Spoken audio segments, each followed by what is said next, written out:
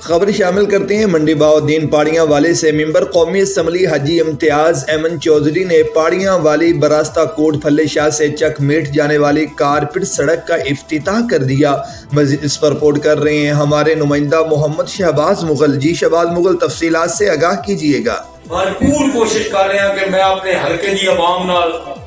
جڑے وعدے کیتے نے وہ پورے کیتے جائیں اور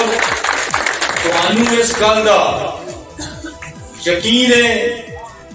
کہ اس پنڈ دے وچ جدوں بھی میں آیا، جدوں بھی کوئی اجتماع ہوا، جدوں میں گیس کے افتتاح گیا ہاں کہ اتھے سب تو زیادہ جس چیز دا اتنے مطالبہ کیتا گیا وہ یہ سی کہ سارے پنڈ نوں کارپٹ روڈ دیتی جائے۔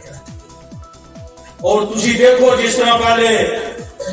ہارون اسغر صاحب دس رہے سن کہ تسی دیکھو کہ اگر تانوں میرا خوش کرنا ہوئے یا لوگاں نوں مطمئن